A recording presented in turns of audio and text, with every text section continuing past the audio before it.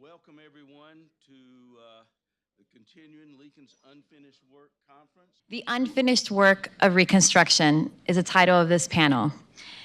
There will be 3 papers. Each person will present for 20 minutes, and then we'll open up for a Q&A.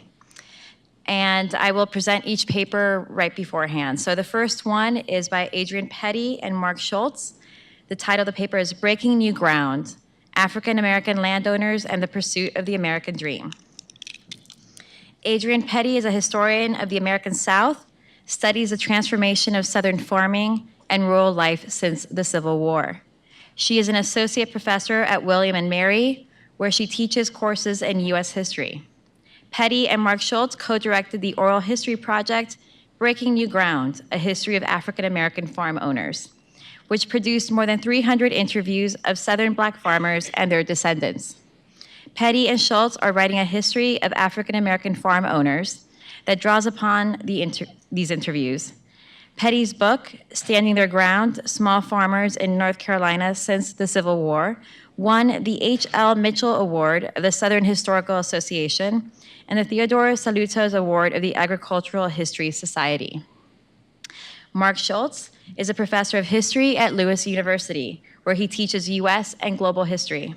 Schultz and Adrienne Petty co-directed the oral history project, Breaking New Ground, A History of African American Farm Owners, which produced more than 300 interviews of Southern Black farmers and their descendants. Schultz and Petty are writing a history of African American farm owners that draws upon these interviews, which we said already.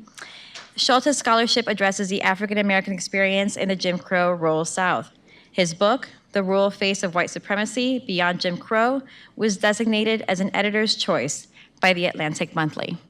I'm so low-tech that I brought handouts. It's amazing that Vernon even speaks to me, as low-tech as I am. I don't trust those things. You all have a party favor that way to take home. There should be some at the end of every aisle.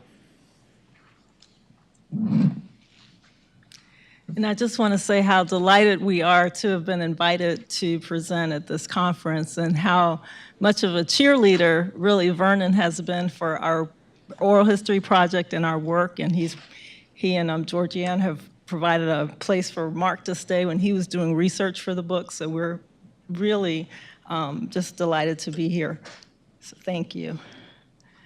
We're here today to talk about land reform as a major example of Lincoln's unfinished work. When the federal government failed to redistribute land, the freed people turned to private paths toward land ownership, envisioning it as the essential foundation of their American dream. Because of their struggle, it is no longer possible to discuss life in the Jim Crow South, including class formation, rural education, or the civil rights movement, without taking into account Black Southerners' enduring aspiration for land. As you've heard, we're currently completing a book that's based on an oral history collection of more than 300 interviews that we collected with the support of the National Endowment for the Humanities.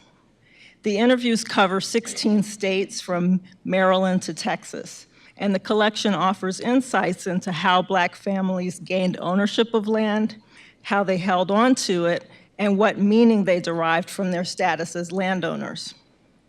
Based on a close reading of the interviews and extensive archival research, we argue that land ownership endured as an aspiration for African Americans well into the 20th century because it offered the closest thing to a sanctuary from the injustices and abuses of the Jim Crow regime.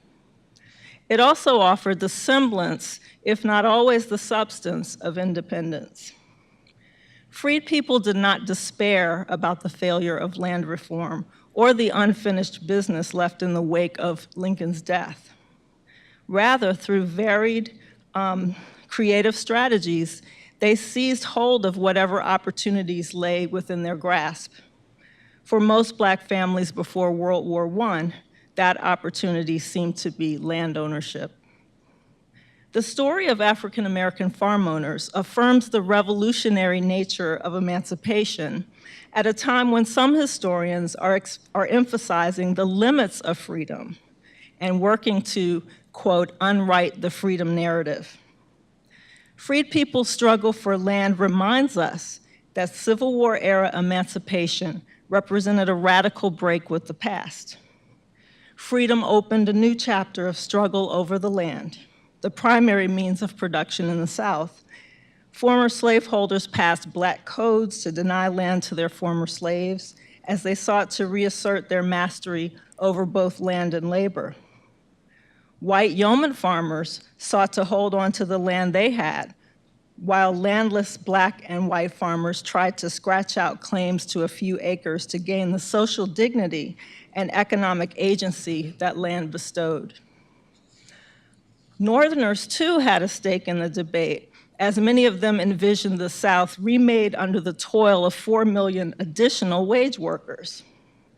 The limited but significant success of freed people in obtaining land, largely through their own efforts, must be counted as one of the achievements of emancipation. Freed people's ownership of land was a public declaration of a new life on new terms.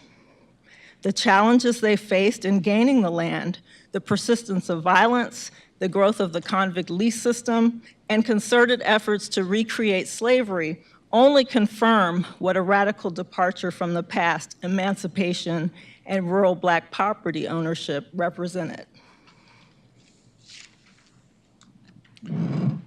How did freed people and their descendants gain land, especially given the challenges of their path? Former slave owners' resistance to selling land to former slaves is well known, but some white Southerners were willing to sell. During the late 19th century, turpentine producers opened land to first-time buyers when they moved farther south in search of new forests after exhausting the supply of turpentine in North Carolina. At the turn of the 20th century, many white families sold their farms when they joined the movement to town. Some sharecroppers also relied on personal ties with well-heeled white landowners who advanced loans or acted as middlemen for African-American buyers, although the truly far-sighted procured large tracts of land the old-fashioned way by inheriting them directly from white parents and grandparents. Other families accumulated a down payment through the seasonal paid farm work, construction work, or occasional labor on the railroads. During Reconstruction, Carl Hodge's family used lumbering as a path to 200 acres of land. Some northern businessmen came to North Carolina to build a cotton mill and bought woodland for a fuel supply. Quote, "My grandfather was working for them, driving the wagon and horses and what have you," Carl Hodges explained. "Grandpa made a deal with them. If they give him the land, he would cut the wood. So he took my father and his youngest brother, Andrew, and cut the wood at night and hauled it to the mill, and that's how he got the land to start with." Frequently, extended families cooperated in the purchase of a tract of land. And sometimes African Americans worked cooperatively in large groups as Union regiments, churches, or railroad or lumber crews to buy and divide land. Women were crucial to making land ownership a reality for their families. Their household production and sale of surplus farm products saved money and provided capital for down payments. Their greater literacy, in many cases, enabled them to read contracts and deeds for family members who couldn't read. The interviews in our project are recasting women as leaders, not junior partners. Women ran the farms with their children, while the men in their lives held jobs on other farms, in construction or on the railroad. Farming was family business, requiring the strength and resources of all its members. A single man was a poor candidate for land ownership. Instead, the model purchasing team was an able-bodied husband, ideally with work off the farm, a literate wife, and children old enough for field work. Some people pursued land as an avenue to wealth. A few achieved this. More sought land for the simple middle-class comforts it promised. Perhaps these aspirations dovetailed with the logic of capitalism. Yet a theme that emerged from many interviews was that there was something at stake beyond profit. Narrator after narrator shared that they thought of land as a sanctuary from the violence of the Jim Crow era. Andre Vann reminisced that his family, quote, "had our own little kingdom in Vance County, North Carolina." The county was about 80% Black, and Van's entire community was owned by family or friends. I always felt safe, he remembered, because I knew wherever I moved around in my neighborhood or outside the neighborhood, somebody always knew who I was. I've never had problems because they knew my family. They knew they didn't play. His family's reputation gave him a sense of protection. I'll be honest, he said, I never feared nobody where I went.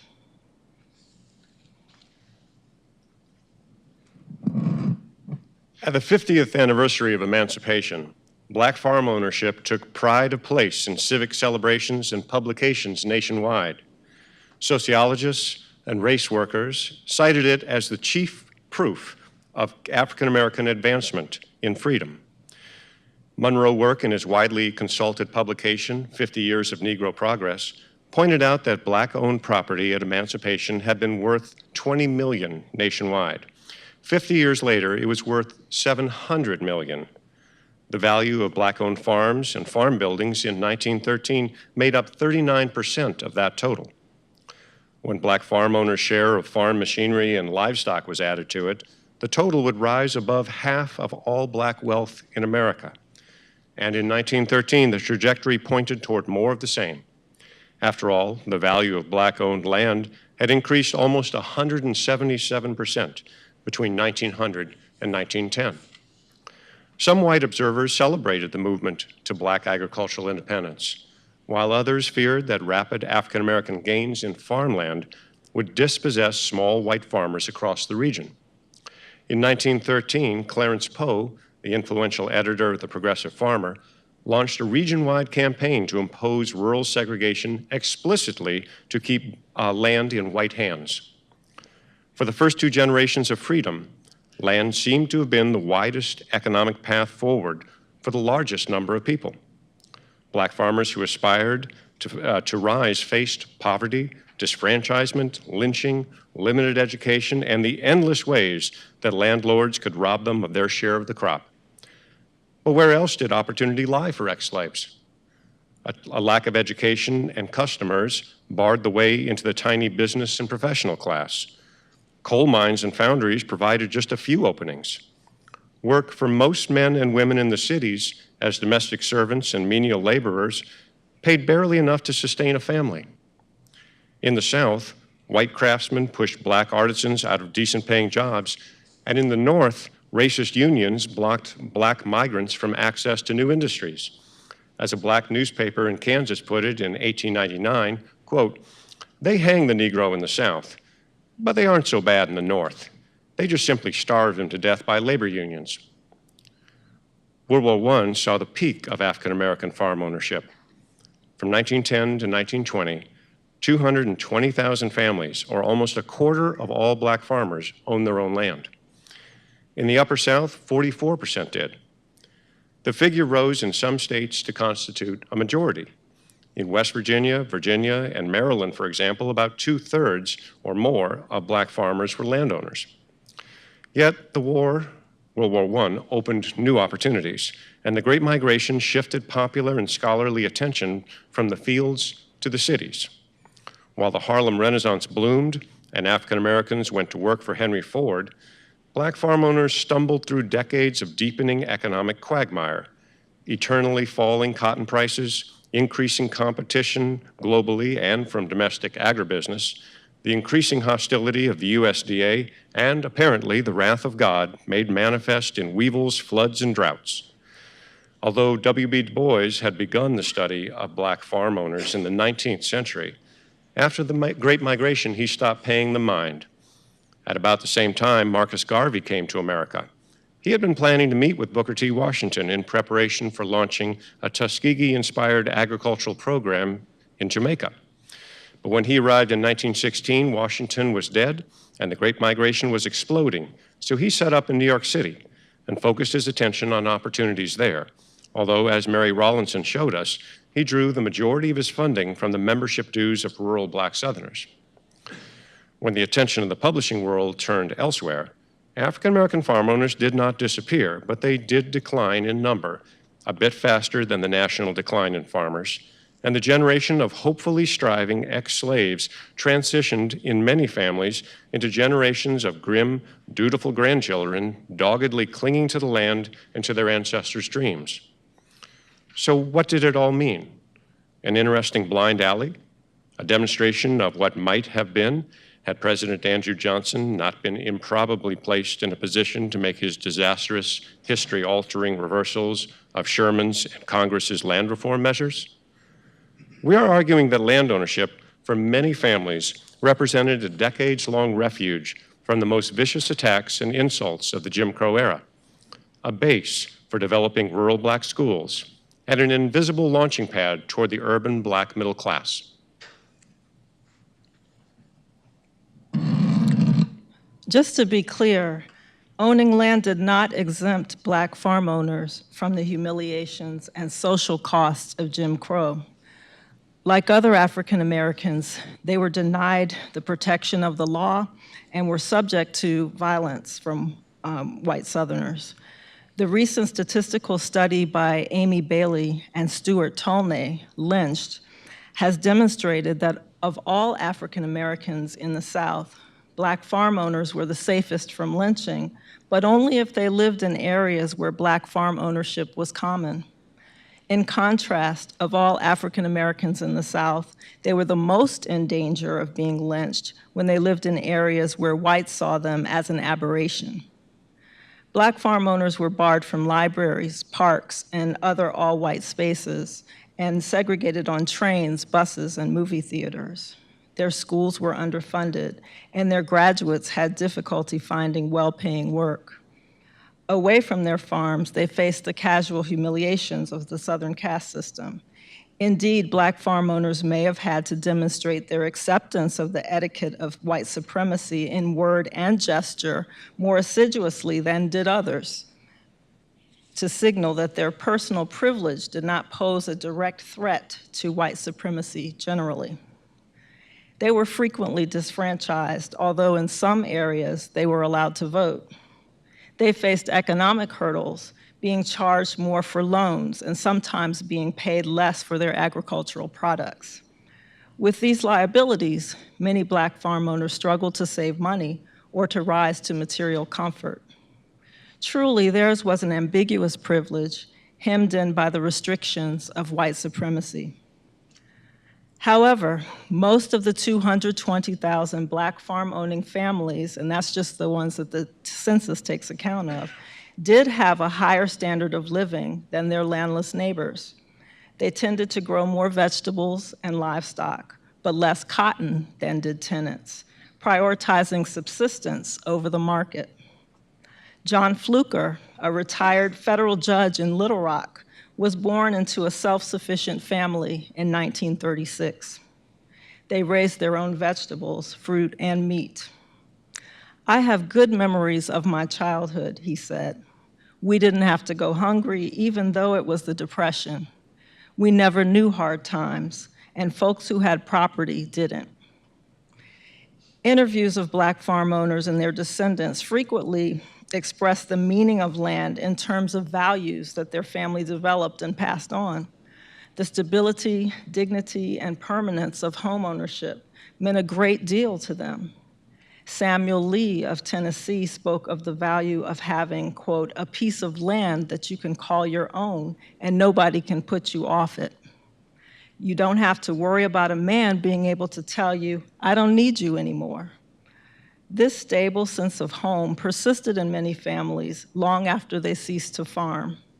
In recent decades, Black-owned farmland has become a magnet for far-flung members of extended families, as whomever has title has welcomed home kin as they retire from the North and offered lots on which to build homes and reconstitute families. Black farm owners and their descendants speak of a fierce independence that landowners learned, but which many tenants were denied.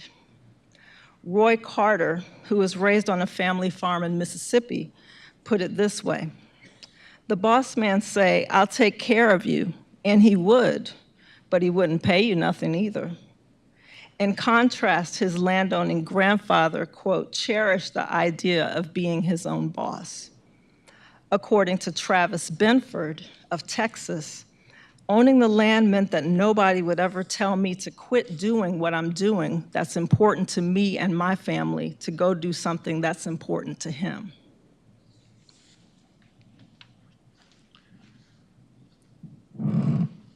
Being free from the daily demands of white planters, they could choose whether or not to send their children to school. Most of them chose to educate their children longer than did their landless neighbors.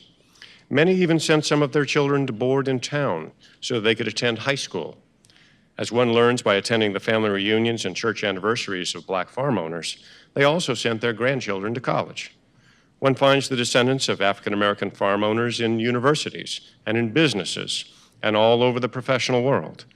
In interviews I've conducted with black farm-owning families in Georgia, Arkansas, and Florida, I found 3 descendants of landowners who worked for NASA as mathematicians or engineers. This is not the usual story you hear from the descendants of tenants. Gary Grant of Tillery, North Carolina, grew up in the Depression era with what he called 2 distinct communities, the children of landowners and the children of sharecroppers. He estimated that 80% of the landowners' kids finished high school and 50 to 60% finished college. In contrast, the first descendant of the sharecroppers to attend college did so in 2003.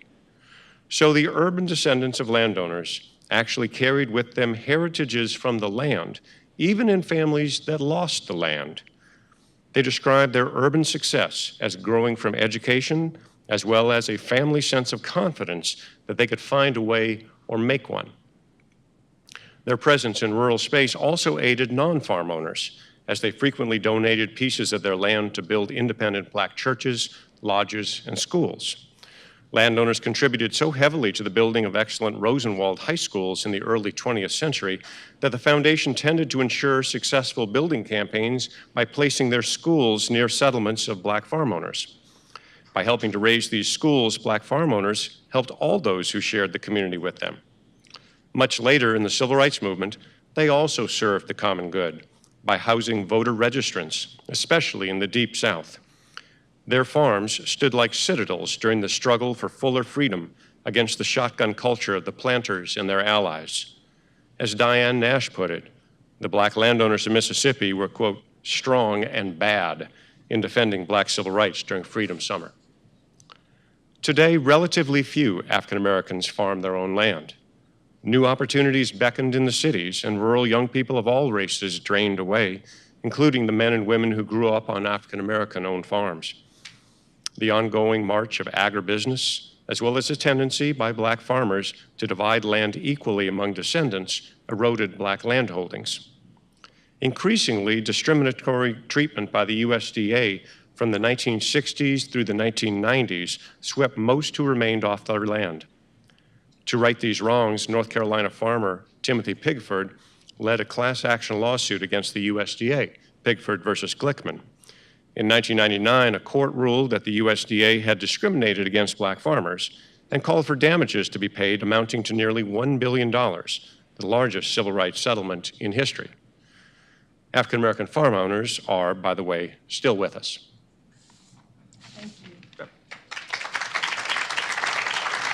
Our next speaker will be Drew Lanham at Clemson University. The paper is called Land Legacy and Lost Freedom, What Losing 40 Acres and the Mule Cost a People.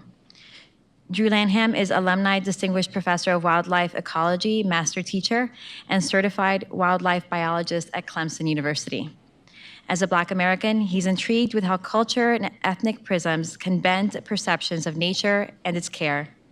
His Connecting the Conservation Dots and Coloring the Conservation Conversation messages have been delivered internationally.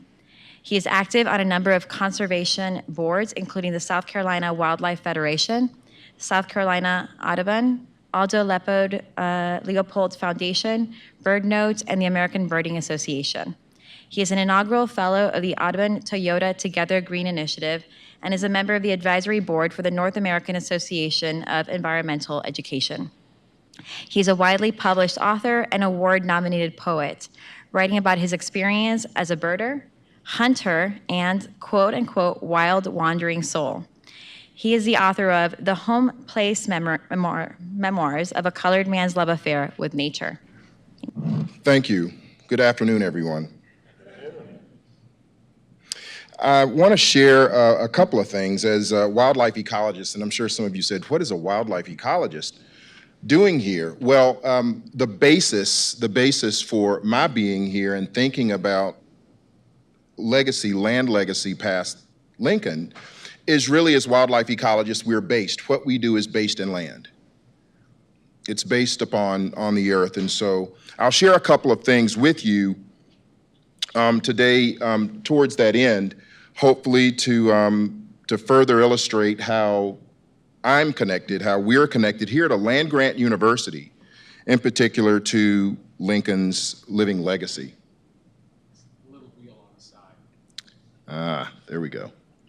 All right, so, and it's really sensitive, apparently. Thank you for that. All right.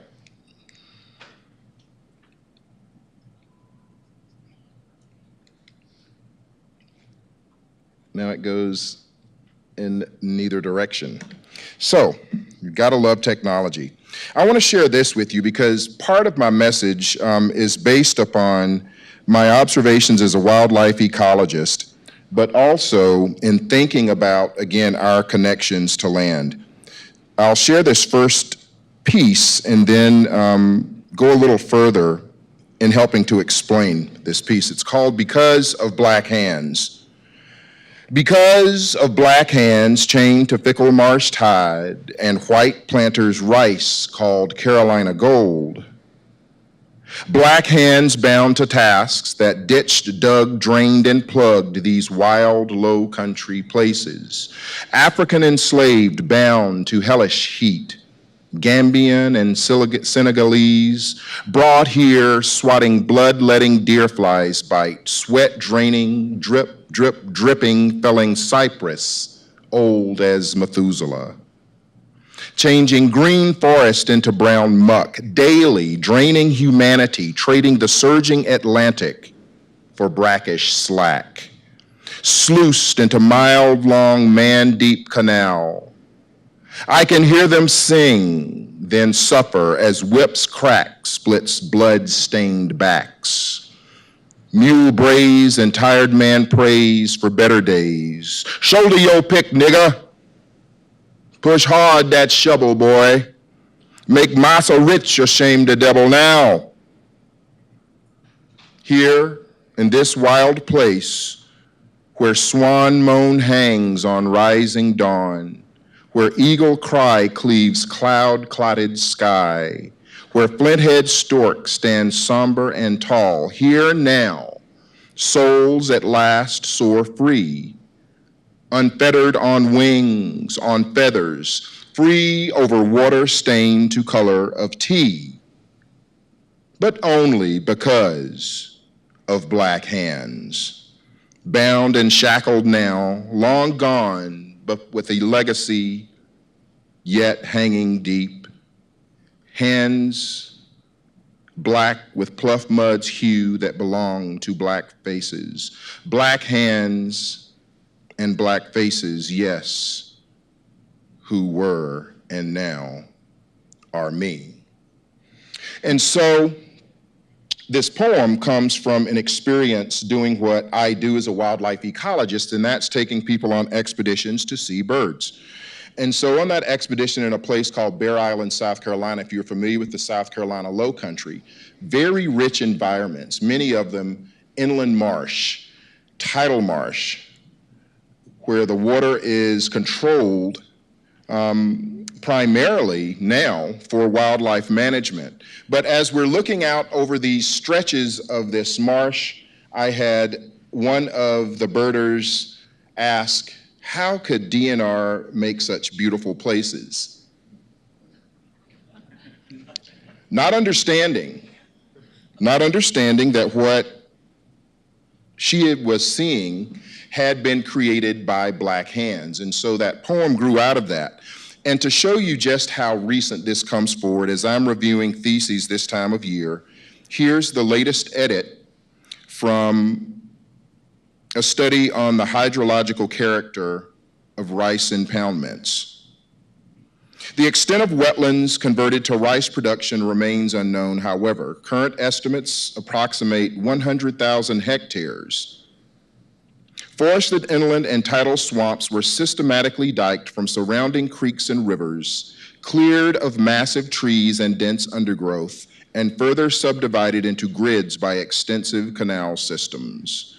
These monumental landscape conversions were constructed by hand by enslaved Africans. Scant attention has been paid to the human effort required to transform the coast of South Carolina into an agrarian landscape delineated by man-made features visible centuries after their creation. South Carolina was the leading importer of enslaved, particularly those from coastal West Africa with experience and technology to grow rice. Enslaved Africans continued working these reclaimed wetlands wherein their rice expertise combined with European technology resulted in an agroeconomic aristocratic rice culture. Following collapse of the rice culture beginning after the Civil War, many rice plantations were purchased as winter retreats, and hunting clubs and former diked rice field impoundments with water control structures, trunks, were managed for fresh and brackish native plants to attract waterfowl for hunting. So, now that was an addition I insisted on, because even now as we write about the science of conservation in the South, the legacy of Lincoln hangs on, because when we understand beyond Lincoln, when we begin to think about issues of Black land ownership, but even more than that, when we begin to think about how we think about land, ethic becomes important. And so I want to share some of that work with you today. Let's see if we can get this right. So we can think about land ethic, and for a lot of wildlife ecologists, land ethic comes from a man named Aldo Leopold, a white Midwesterner who, for all intents and purposes, basically defines how we think about nature. Aldo Leopold talked about conservation being a state of harmony between men and land. Well, writ large, that essentially translates at the time that Leopold wrote it to the relationship between white men and land. So ethic is essentially the way that we think about things. So I'm going to fly through pretty quickly the first portion of this because it'll be old hack for a good many of you. But I want you to keep in mind what ethic is. It's a way of thinking about something that then dictates our behavior. So the question is, behind Aldo Leopold's conservation being a state of harmony between men and land, how do we think about land? Obviously, with that experience of being bound to land, and then as in the previous presentation, we've heard different concepts of land ownership. Thinking about how we think about land is important. And so as a conservationist, as we stand before audiences largely white, talking about how to conserve land, but then obviously many folks not understanding the basis for the land's beginning, I think it's important to think about how others think. So, do we hear the land the same? Do we think about the wildness the same? Can cultural background, so race and ethnicity, can these color our perceptions of nature? So, many of us know this, that sociologically there are a number of factors that can determine how we think. Some of these are malleable. Many of them change over time. There's somewhat of a continuum. But there are others that we can impact, especially when it comes to education and exposure. So here we are on the plantation, even as we sit. And how do we think about where we are? How do students think about where we are when we think about the land-grant university? We look at the land-grant university coming into being when? During the period as we think about Reconstruction. So as Rhonda Thomas has probably talked to you and you understand her fabulous work, we stand on the shoulders of and walk in the footsteps of those who worked and built this university. But then going back a little bit, I like to talk to my students about these differing perceptions of nature. We can think about Frederick Douglass, and we can think about the novella that Frederick Douglass wrote. We can think about his autobiography of a slave, and they present two very different concepts of land. One, a place that we are bound to by servitude. Another, a place of escape and refuge. Coming forward, many of us have seen this. And we talk about the 40 acres and a mule, and we can talk about William Tecumseh Sherman, who, again, I love to point out, was no lover of the Negro. But Sherman had a problem. He knew how to wage war. And as he marched from Atlanta to the sea to Savannah, Sherman had a problem. It was a refugee problem. As former enslaved began to follow him, Sherman had to figure out something to do with these people. How many of you have heard of Special Field Order 15? All right. For many folks, they think that 40 acres and a mule is something that Spike Lee came up with. And I can tell you that it is not. It is real. This existed. This was a military order issued in January of 1865 as William Tecumseh Sherman made sure that the South would never wage war again. Parties named will subdivide the land under the supervision of the inspector among themselves and such others as may choose to settle near them, so that each family shall have a plot of not more than 40 acres of tillable ground, and when it borders on some water channel, not more than 800 feet of waterfront. So as Sherman tried to figure out what to do with black folks, newly freed, they figured that these islands that most people didn't want to be on anyway, places that had grown rice, places that were infested with bugs and mosquitoes and snakes, that's where the Negroes belonged.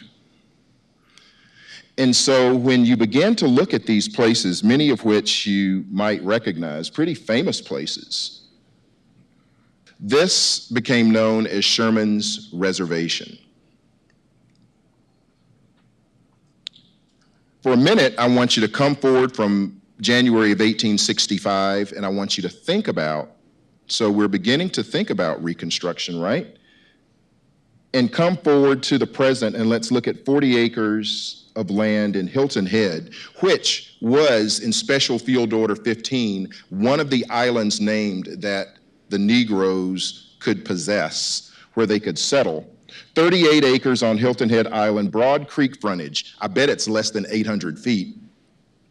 This property bordered by Indigo Run, currently valued at $27 million.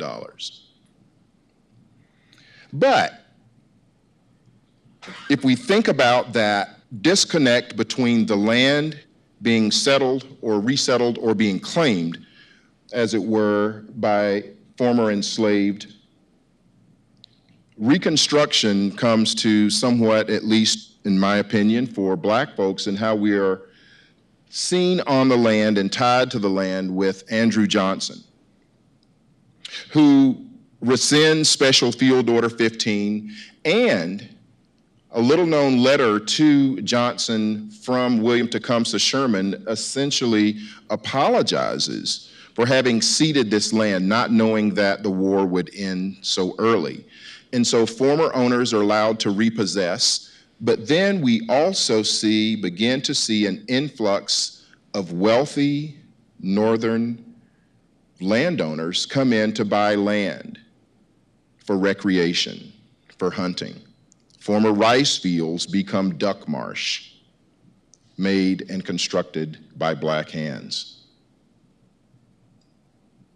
So as we see what black folks were enduring from land ownership, from being bound to land ownership, and then tied to land again in servitude by this tenant farm system, by sharecropping, the connections and how people are thinking about land are once again confounded. And so people leave. A great influx from the south to northern cities leaves much of the land abandoned. This is actually a picture of the house that I grew up in Edgefield, South Carolina, where my grandmother and my grandfather, after coming back as one of the few black combatants in World War I, settled in Edgefield County, South Carolina in about 1918 or 1919, on a farm of about 200 acres, of which we're still trying to figure out how in Edgefield, South Carolina, at that point in time, they gained this land. So this return to land, this out-migration and now this return that we're seeing to land, spells, I think, a dilemma in how, again, we speak to people about land whose ancestors were bound to it, tied to it in rather unpleasant circumstances, but how we bring folk forward to talk about issues like conservation. That, again, is a smokehouse that's still standing from, that smokehouse was probably built in about 1908. So a little bit of history here again. So we've got in our minds, we've got Lincoln, obviously. We have William Tecumseh Sherman. We have Andrew Johnson in mind. Booker T. Washington in many ways marks this shift somewhat in how we think about land. And in a speech in 1903, Booker T. Washington gives what's called an acclimatization speech, where he advises the Negro to work the land, that by working the land and tending the land, that ultimately we can gain acceptance from the majority. Here you see the statue of Booker T. Washington lifting the veil of ignorance off the Negro. How many people have seen this at Tuskegee University?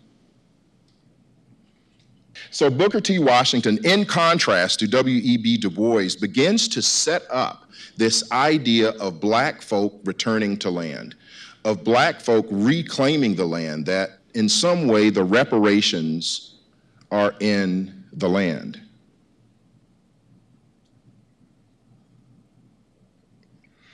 So with Booker T., and we talk about land and we talk about Tuskegee University, Tuskegee Institute at the time, and earlier having brought up Aldo Leopold, I have to bring forward another voice of conservation, another way of thinking about the land, another way of thinking about conservation ethic. Does everyone know who this is? This is George Washington Carver. Many people would simplify him by calling him Professor Peanut, but George Washington Carver, with hundreds of patents to his name, with technology and really outreach that saved the soil of the South, was much more than someone who dealt simply with peanuts. George Washington Carver was a visionary who talked decades before people were thinking about sustainability and land ethic and biodiversity, but a contemporary of Leopold, who, as far as I can find in my research, never met Leopold. By the way, George Washington Carver lectured here at Clemson University to a full auditorium in Old Main, what some of us call Tillman now, but lectured to a full house at a segregated university in early 1920s, 22 or 24, I believe. And we only discovered this as the widow of a former cadet here shared letters that he had been sharing with George Washington Carver at the time. Apparently, Carver lectured to full lecture halls during his time coming through the South, talking about saving soil, plowing on the contour, planting legumes, doing those kinds of things for sustainable agriculture. So again, sort of this land ethic, and the picture that I'm trying to paint here is of being tied to land, then possessing the land, then being pushed off the land, but then being tied back to it, and then suddenly someone telling you that the best way is to go back to the land.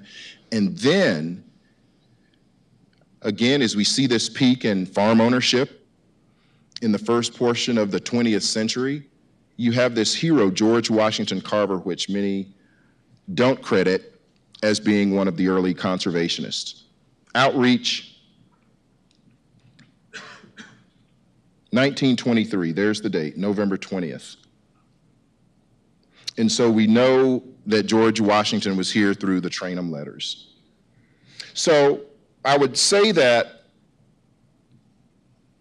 George Washington Carver was a contemporary of Aldo Leopold, but we seldom hear about this component of land ethic, that conservation being a state of harmony between people and land was also something that was being promoted by a black man.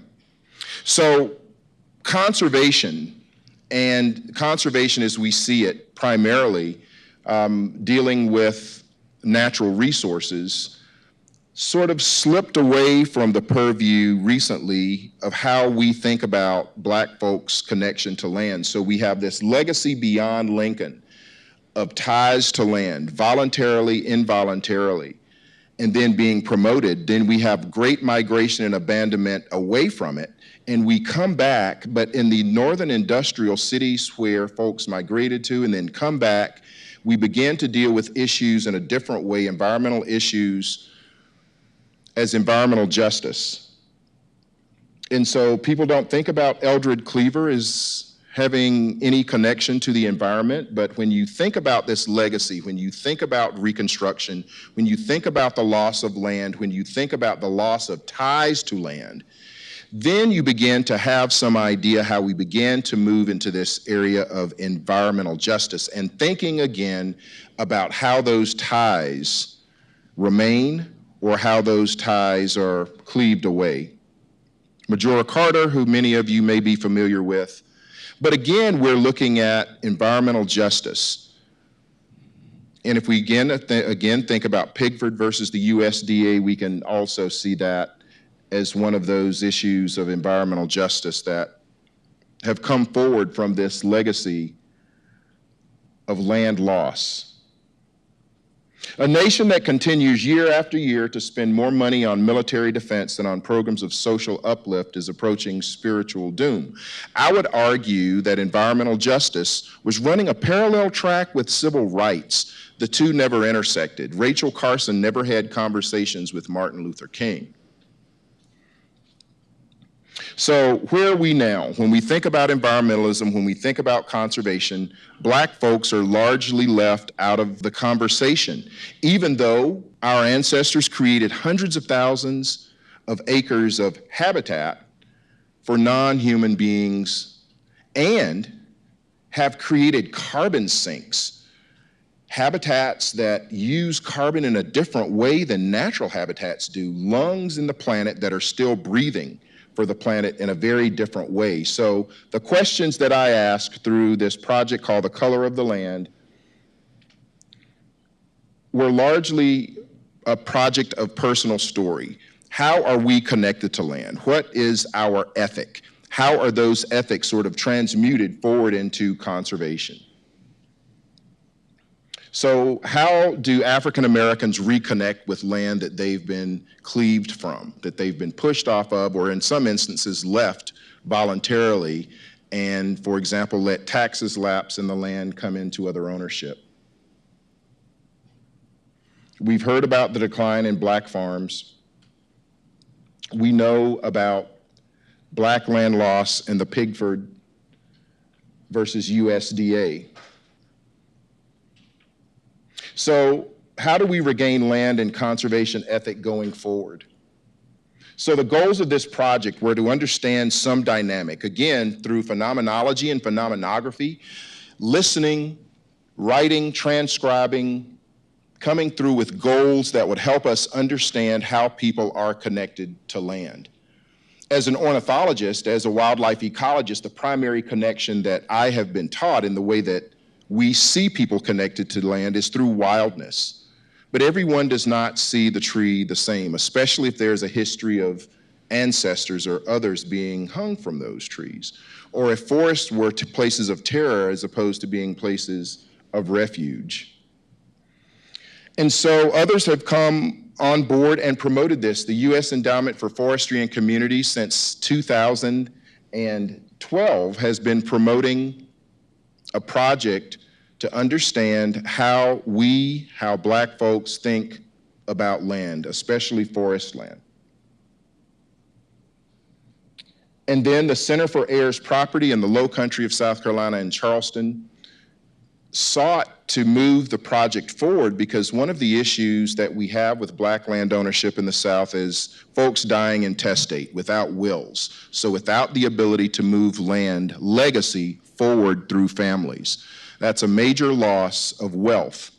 And so the Center for Heirs Property not only began to offer land ownership advice, but also offering pro bono legal means to obtain free and clear title to land. Other partners, and this is a bit unusual, and I put this slide up because suddenly as we began to think about land ownership, and in the past, conservation organizations have not necessarily been on board with thinking about these issues of black land ownership and how black folks, how African Americans are thinking about conservation.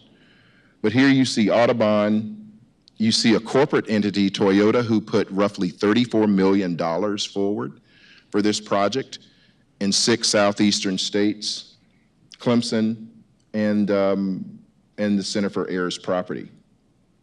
Part of the result of this is a dissertation to understand how rural black land ownership can be described through land ethic. We live on the land. My grandfather bought the land in the 1890s, and our father continued to farm it in the mid-60s and lived there until he turned 93. We've been talking about conservation easements and conservation on our land for some time. We're not people of great wealth, so the tax benefit would not benefit us significantly. But looking around at the development going on around the area on some of coastal and mainland properties, we wanted to make sure that when we were gone, that our land was always there. And so you begin to get these stories from folks. You gather folks out in piney woods, and you begin to hear and you begin to see reconnections occurring before your very eyes. One of the unique things about some of these groups, the groups of folks who've come out on these land ownership workshops have tended to be, the groups have tended to be dominated by women, which I think is a great thing. There you see an endangered species, a red cockaded woodpecker that exists on many of these forest lands.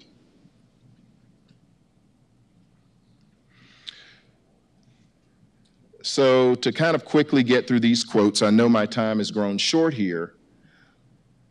The take-home messages through all of this work are that there are ancestral themes, that legacy and ethic has persisted from enslavement to emancipation, through Jim Crow, through all manner of environmental racism to this point.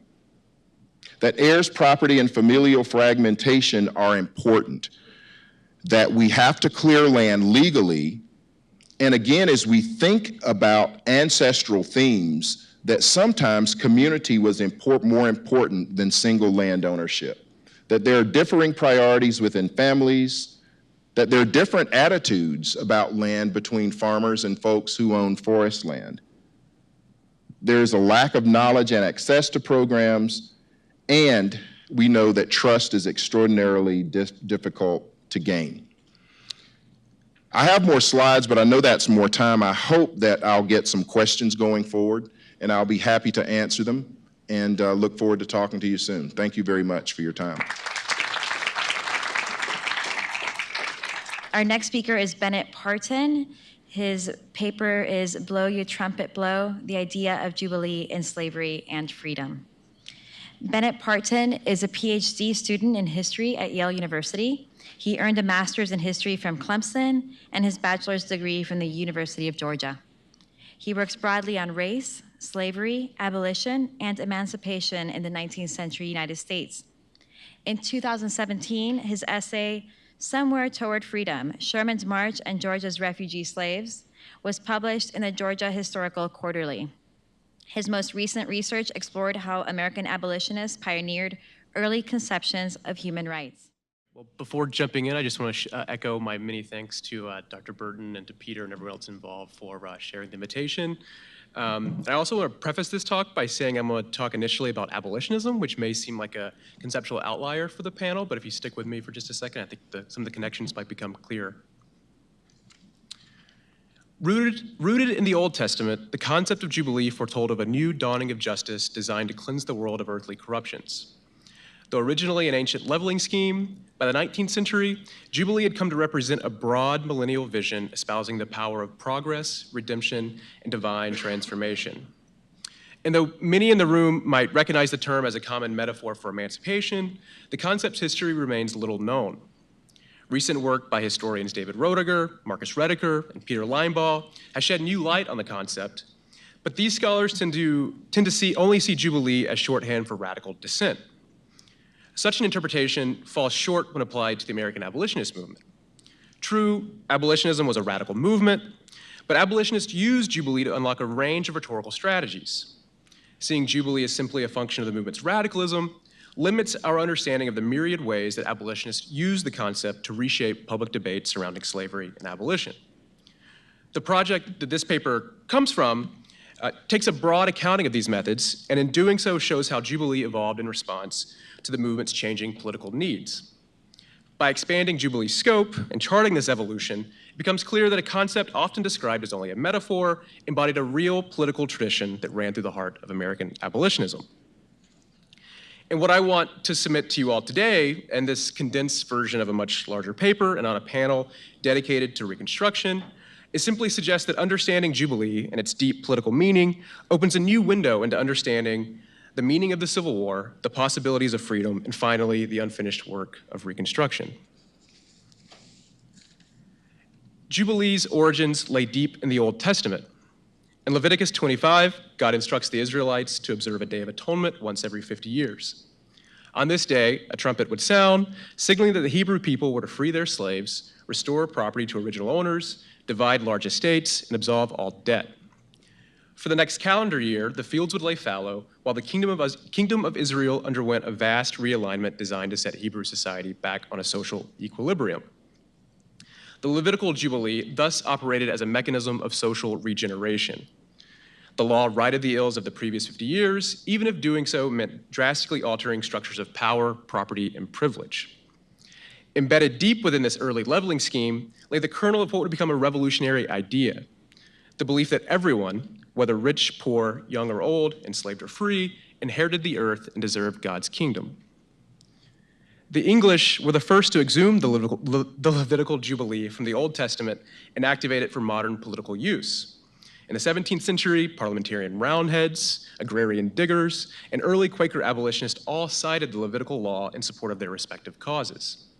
In the late 18th century, a new generation of radicals and reformers, many of whom either sympathized with or had direct ties to English Jacobinism, galvanized Jubilee's political meaning by marrying the concept to popular millenarian belief.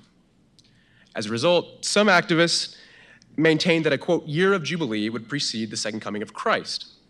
Others simply believed that the idea of Jubilee was deeply enmeshed within the laws of human progress.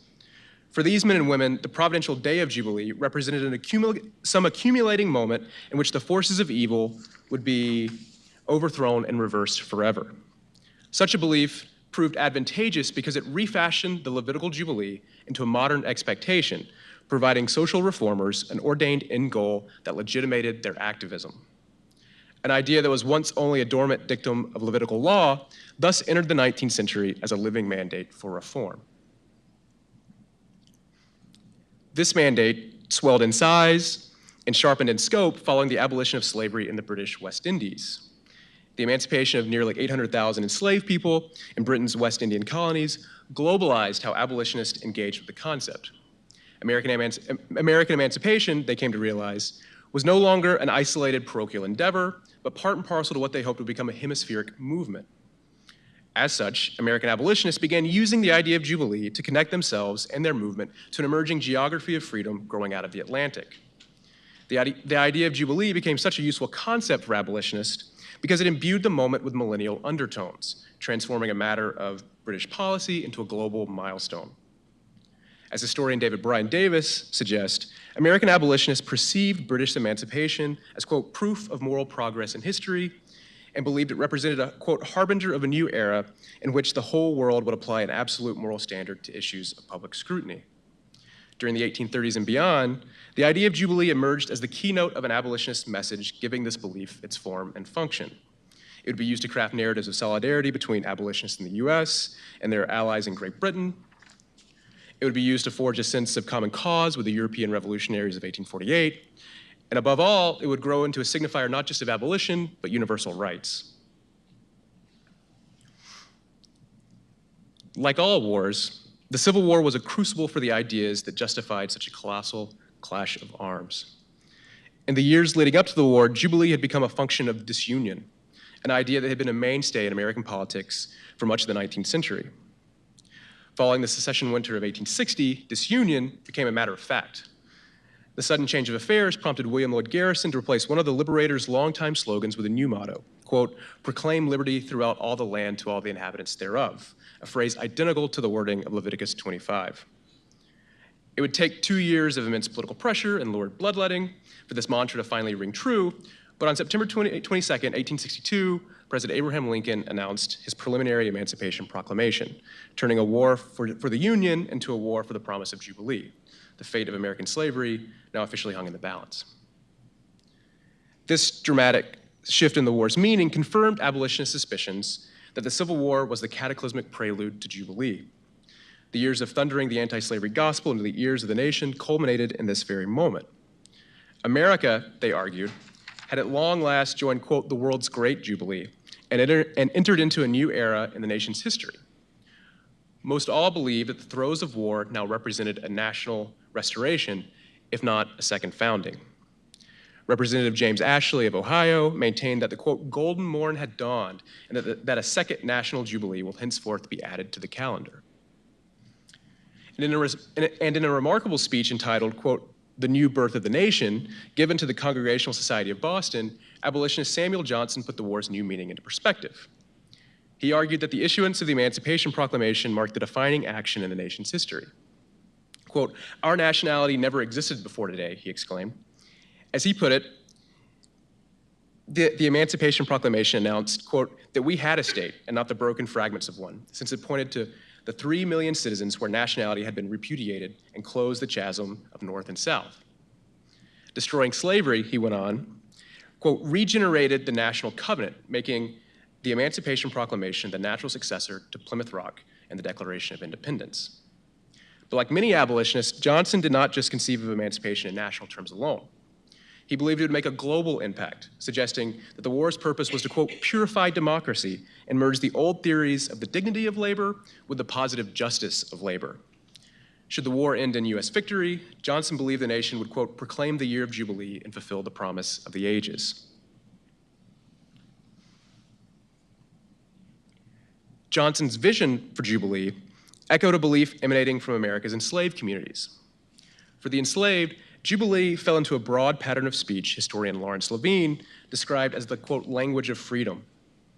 As Levine puts it, emancipation represented a glorious confirmation of the sacred worldview the enslaved forged and maintained through their years of bondage. The concept of Jubilee reified this worldview, providing the enslaved a mode of expression powerful enough to match the magnitude of the moment. There was, however, no one Jubilee. January 1st, 1863, the day the Emancipation Proclamation went into effect, was a symbolic moment, but freedom of varying degrees to reach men and women at various times throughout the war. Regardless of how or when freedom arrived, the experience was euphoric. Enslaved men and women may have made sense of their freedom through the language of Jubilee, but no amount of rationalizing could subdue the pure pandemonium of finally being free. On the day that slavery was abolished in the District of Columbia, one slaveholder reportedly heard a commotion in his kitchen. When he flung open his door, he found his female cook on her knees, shouting, "Glory to God, the Jubilee has come at last." An agent for the New York branch of the Young Men's Christian Association traveling in North Carolina likewise reported that, quote, there was a great exhilaration of spirits among the contraband, which found, quote, expressions and loud shoutings that the year of Jubilee had come. Similar scenes occurred along the routes of war.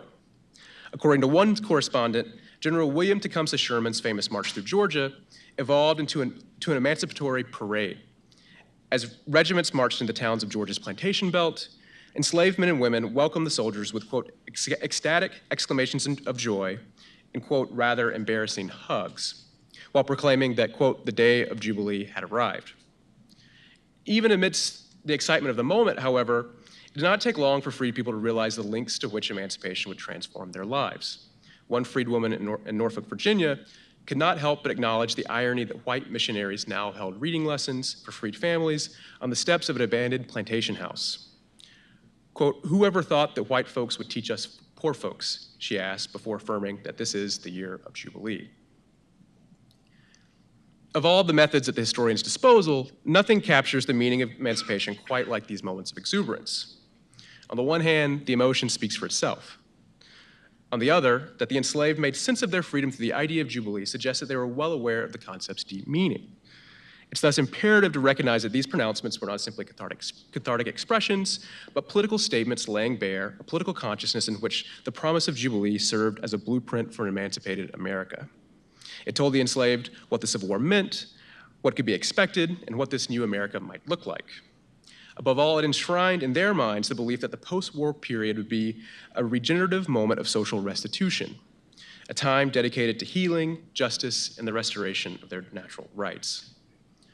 Understanding this promise, and the myriad ways that freed men and women gave voice to it, is essential to understanding both the politics of emancipation and the possibilities of freedom. Yet, if the Civil War begot an American Jubilee, it also birthed the political quagmire of Reconstruction. Messy, complicated, and grotesquely violent, the post-war period faced two great challenges: patching the country back together and pursuing racial justice. The nation had to heal, and the promise of Jubilee had to be reinforced, expanded, and further codified into law. This latter objective proved problematic. One problem was the intense resistance of ex-Confederates who, even in defeat, refused to yield on issues involving race. The other was the idea of Jubilee itself. In the preceding decades, Jubilee's meaning had been broadened and turned into a shared language of freedom, hailing the forces of emancipation, popular democracy, and universal rights. Now that the day of Jubilee had come, it was time to specify what the Civil War would actually mean. The nebulous and always mutable idea of Jubilee now demanded the definition it had always lacked.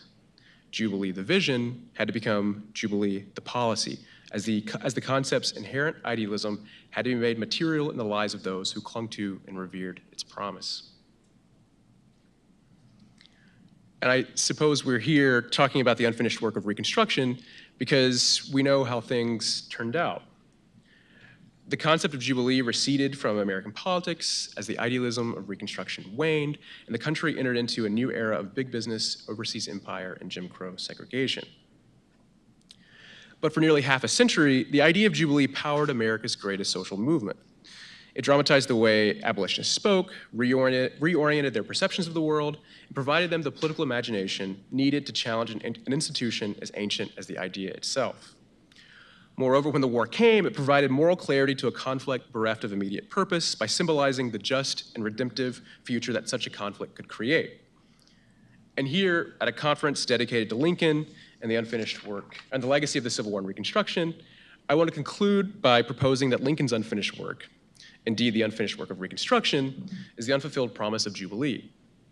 And I want to propose that the way we finally make good on this promise and see it to fulfillment is by reclaiming it and demanding that in a wealthy, moral, and modern America, everyone should inherit the earth and receive the justice for which they're due. And so to finish the work that Lincoln left behind, the promise of Jubilee has to become the promise of America. Thank you.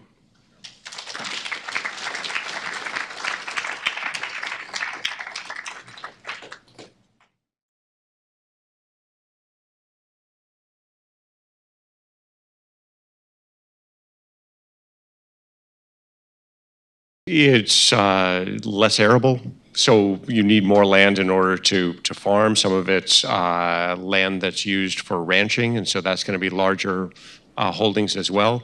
There were some states, South Carolina's one, that had more successful land reform during Reconstruction.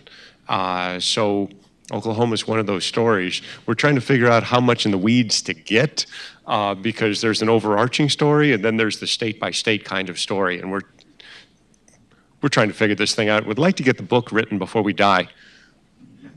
And just quickly, Oklahoma was also a site of significant dispossession of Native Americans and African Americans, just like South Carolina. So there were an awful lot of land claims made, but then very short-lived possession of land. I don't want to take up too much time.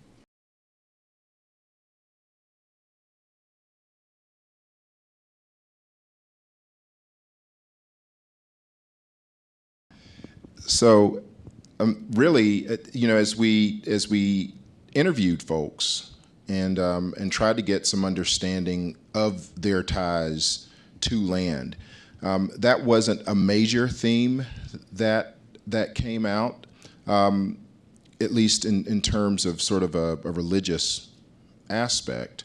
That wasn't a major theme that emerged from the data set, but what you continually understood was, at least for us, one of the ways to get at folks. And, following a little bit from George Washington Carver, that many times the gatekeepers for communities, of course, were black pastors. And so getting to that point of having folks sort of open that door for you, because one of the assumptions that we made incorrectly at first was that as investigators of color, we would get through doors more easily. And that was really an incorrect assumption. They didn't see me as a black man coming first. They saw me as a Clemson professor in burnt orange and Northwest purple. And so having those religious folks begin to open up those doors for us was important. And really to get some of these conversations, to get some of the conversations going,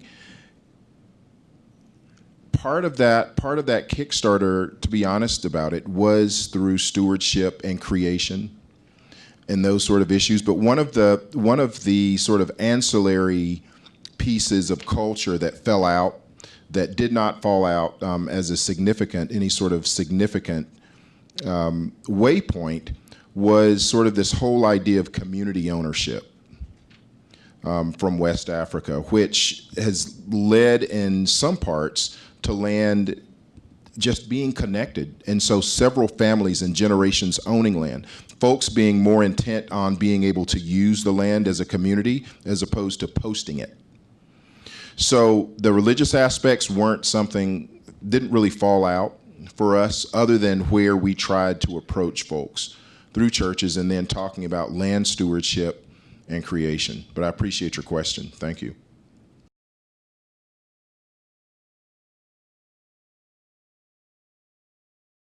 Well, that general question of Defusky and the Sea Islands is one of gentrification. And as we talk about, and really when we think about it, it's easy for folks to think about gentrification in terms, for example, of a Harlem brownstone and how it changes hands and how communities change. But one of the things that we're most interested in now is the gentrification of conservation. As folks have tended to look past humans for birds, as folks have thought about having wildness at the expense of humanity or clean drinking water and those sorts of things. So Defusky is sort of at the spear of that point as we thought about land loss, and having done down near Defusky on some of the Georgia Sea Islands recently, if anyone's familiar with Hog Hammock and has heard any of the stories of Hog Hammock, you have essentially the black community on that island sort of pushed into a corner. And so as tax bases change, as this land that was once land that nobody wanted, I want you to think again for that special order, that special order, 800 feet of river frontage. I want you to think about that. And I want you to try to find that. And then I want you to try to buy it. And so the folks that can buy that land, buy the land, but then that impacts all of the land around it.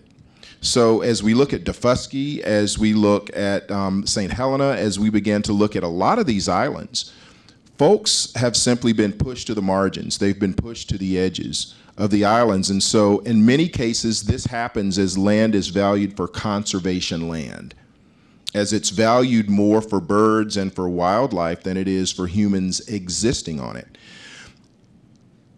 classic case, I think, for South Carolina coming inland from the islands is we think about Congaree National Park.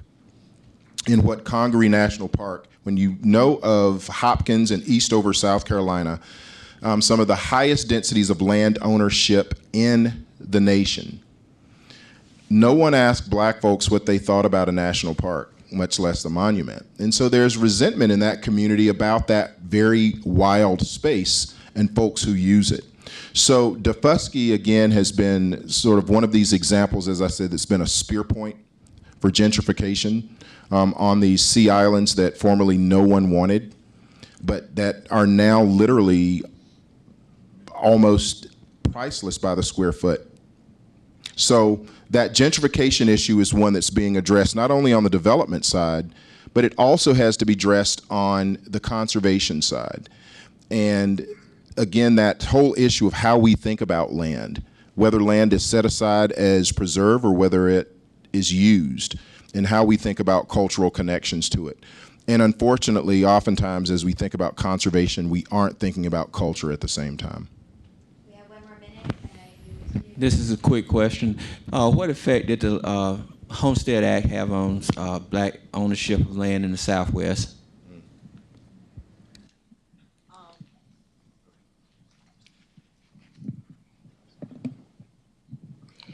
So the Homestead Act,